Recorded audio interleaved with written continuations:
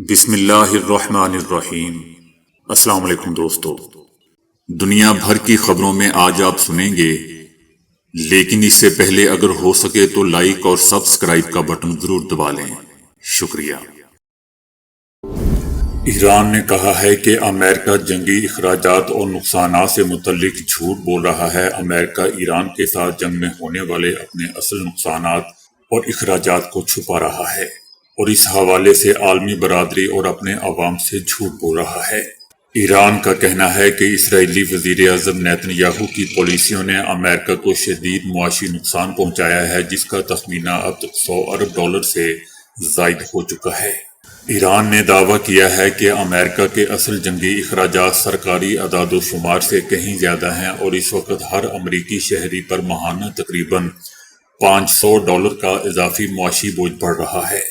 ایران کا کہنا ہے کہ اسرائیل فرسٹ کی پالیسی کا مطلب در حقیقت امریکہ کے لیے صرف اور صرف نقصان ہے، کیونکہ امریکی حکومت اپنے ملک کی بجائے اسرائیل کے تحفظ کے لیے کام کر رہی ہے اور خطیر رقم اور انسانی جانیں داؤ پر لگا رہی ہے۔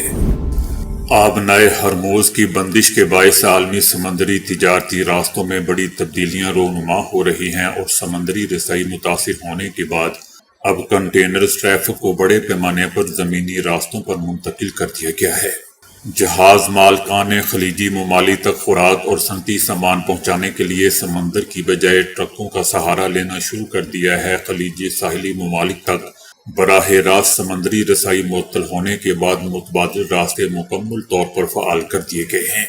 اس نئی صورتحال میں سعودی عربیہ کی بندرگاہ جدہ ریڈ سی ایک نئے علاقائی تجارتی مرکز کے طور پر ابھر رہی ہے۔ بڑی بڑی شپنگ کمپنیوں کے جہاز نہر سوئز کے ذریعے جدہ پہنچ رہے ہیں، جہاں سے کارگو کو صحرائی شاہراہوں کے ذریعے شارجہ، بحرین اور کویت منتقل کیا جا رہا ہے۔ عمان کی سہار بندرگاہ، جبکہ متحدہ عرب امارات کی خورفان اور فجیرہ بندرگاہیں بھی متبادل تجارتی راستوں کے طور پر استعمال کی جا رہی ہیں۔ دوسری جانب اردن کی عقبہ بندرگاہ عراق کے شہروں بغداد اور بصرہ تک سامان پہنچانے کا اہم مرکز بن چکی ہیں، جبکہ ترکیہ کے ذریعے شمالی عراق تک تجارتی راہداری کو بھی فعال کر دیا گیا ہے۔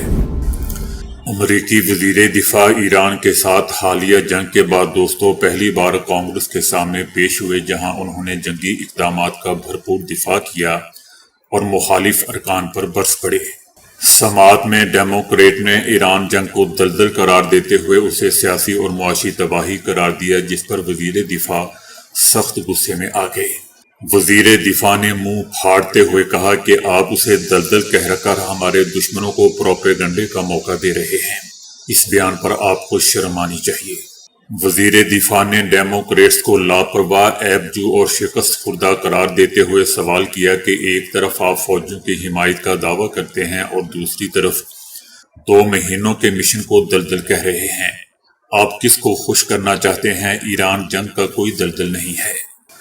دوستو، ڈیموکریٹس امریکہ کے ایک طویل المدتی تنازع میں پھنسنے کی وارننگ دے رہی ہے، جبکہ دفاعی انتظامیہ اس بات پر اصرار کر رہی ہے کہ کارروائیاں وقت اور فوجی لحاظ سے محدود منصوبے کے مطابق ہی چل رہی ہیں، جبکہ دوستو گراؤنڈ میں پکچر بالکل ہی مختلف ہے۔ صدر ٹرمپ نے کہا ہے کہ امریکی ناکہ بندی کے باعث ایران تیل سے پیسہ نہیں کما رہا۔ ایران میں آپریشن ختم ہونے کے بعد تیل کی قیمتیں بھی گر جائیں گی۔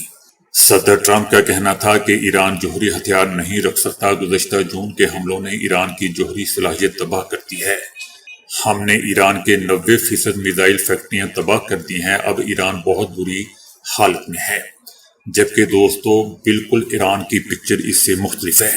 ٹرمپ کا یہ بھی کہنا تھا کہ ان کے لیڈرز کو ختم کر دیا گیا ہے۔ ہم نہیں جانتے کہ ایران پر کون حکومت کر رہا ہے۔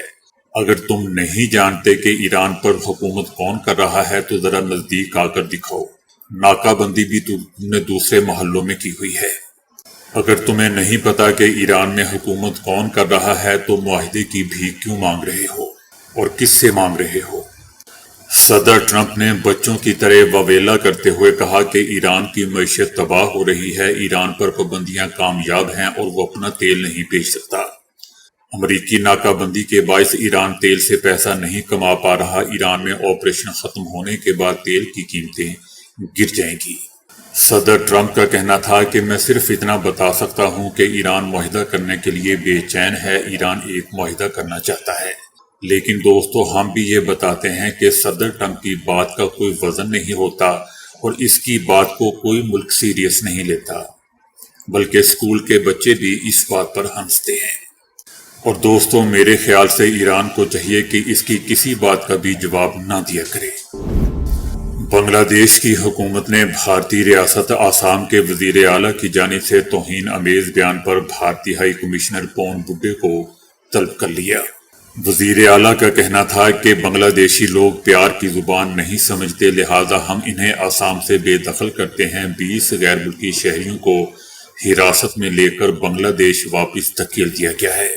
بنگلہ دیشی حکومت نے اس ریمارکس کو بنگلہ دیش کے لیے توہین آمیز قرار دیا ہے اور بھارت سے اپنی ناراضگی کا بھی اظہار کیا ہے۔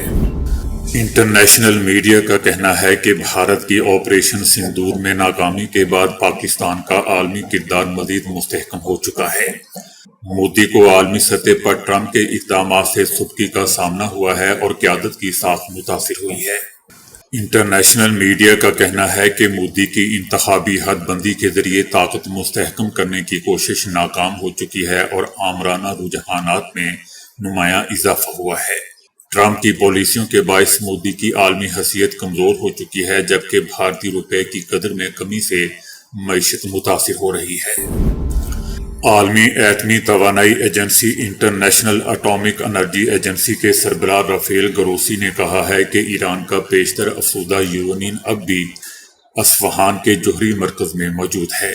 رافیل کا کہنا ہے کہ ایران کے پاس موجود افزودہ یورینیم کی بڑی تعداد ابھی تک اصفہان جوہری مرکز میں موجود ہے۔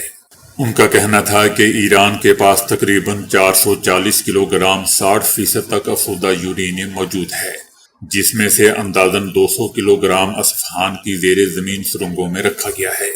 رافیل گروسی کا کہنا ہے کہ عالمی ایٹمی توانائی ایجنسی نے روس اور دیگر ممالک کے ساتھ ایران کے افزودہ یورینیم کو ملک سے باہر منتقل کرنے کے امکانات پر بھی بات چیت شروع کی ہے، تاہم ان کا کہنا تھا کہ یہ ایک پیچیدہ اور حساس معاملہ ہے۔ حالیہ رپورٹس میں انکشاف ہوا ہے کہ ایرانی نژاد یوریا بھارت میں مبینہ طور پر جعلی شپنگ دستاویزات کے ذریعے درآمد کیا جا رہا ہے۔ دستاویزات میں ایران کی بجائے تبدیل کر کے اس کا ماخذ عمان ظاہر کیا گیا ہے، جسے مبینہ طور پر بین الاقوامی پابندیوں سے بچنے کی کوشش قرار دیا جا رہا ہے۔ یہ معاملہ دوستو نہ صرف عالمی قوانین کی ممکنہ خلاف ورزی کے طور پر دیکھا جا رہا ہے، بلکہ اس نے بھارت کے سرکاری اداروں کی نگرانی اور شفافیت پر بھی سوالات کھڑے کر دیے ہیں۔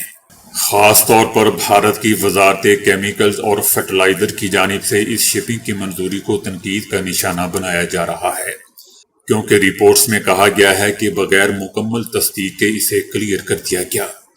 ماہرین کا کہنا ہے کہ اس کیس کے باعث بھارت کو امریکی پابندیوں کے نظام OFAC کے تحت مشکلات کا سامنا کرنا پڑے گا۔ ساتھ ہی یہ واقعہ عالمی سطح پر پابندیوں کی خلاف ورزی، شفافیت کی کمی اور نگرانی کے نظام پر بھی بڑے سوالات اٹھا رہا ہے۔ اب یہ معاملہ بین الاقوامی سطح پر توجہ حاصل کر رہا ہے اور توقع کی جا رہی ہے کہ اس پر مزید تحقیقات اور ممکنہ قانونی کارروائی بھی سامنے آئے گی۔ صدر ٹرمپ نے جرمن پر دوبارہ حملہ کیا ہے اور کہا ہے کہ وہ پہلے اپنے ملک کو ٹھیک کرنے پر توجہ دیں، بعد میں امریکہ کے کاموں میں مداخلت کریں۔ صدر ٹرمپ کا کہنا تھا کہ وہ اپنے ملک کے ساتھ خوفناک کام کر رہے ہیں، انہیں چاہیے کہ اپنے ملک پر توجہ دیں اور ایران کے جوہری خطرے سے نمٹنے کے لیے امریکہ کی کوششوں میں مداخلت مت کریں۔ صدر ٹرمپ کا کہنا تھا کہ جرمن کو نہیں معلوم کہ وہ کیا کہہ رہے ہیں۔ دوستو، یاد رہے کہ یہ تنازعہ تب شروع ہوا تھا جب جرمن نے کہا تھا کہ ایرانی 2 ماہ سے جنگ کے دوران امریکیوں کی تذلیل بے عزتی کر رہے ہیں۔ تو دوستو، کون سا انہوں نے جھوٹ کہا تھا؟ سچ تو یہی ہے۔ آبنائے ہرموز میں جہاز رانی کی بحالی کے لیے دوستو امریکہ نے ایک نیا بین الاقوامی اتحاد بنانے کا منصوبہ تیار کیا ہے۔ امریکی اخبار وال سٹریٹ کا کہنا ہے کہ اس اتحاد کا مقصد خطے میں تجارتی جہازوں کو محفوظ آمد و رفت کو یقینی بنانا ہے۔ اس مجوزہ اتحاد کو میری ٹائم فریڈم کا نام دیا گیا ہے۔ اس منصوبے کا ذکر امریکی محکمہ خارجہ کی جانب سے مختلف امریکی سفارتخانوں کو بھیجے گئے ایک سرکاری مراسلے میں بھی کیا گیا ہے، جس میں سفارتکاروں کو ہدایت دی گئی ہے کہ وہ دیگر ممالک کو اس اتحاد میں شامل ہونے پر آمادہ کریں۔ یا دوسرے الفاظ میں دوستو آپ یہ کہہ سکتے ہیں کہ ہم زیادہ مار نہیں کھا سکتے، پلیز ہماری مدد کریں۔ بتایا جا رہا ہے کہ یہ اتحاد امریکی محکمہ خارجہ اور امریکی سینٹرل کمانڈ کے باہمی تعاون سے چلایا جائے گا۔ محکمہ خارجہ سفارتی رابطوں کا مرکز ہوگا، جبکہ سینٹ کوم کمرشل شپنگ کے لیے ریئل ٹائم بحری معلومات فراہم کرے گا اور اتحادی افواج کے درمیان معلومات کے تبادلے کو مربوط بنائے گا۔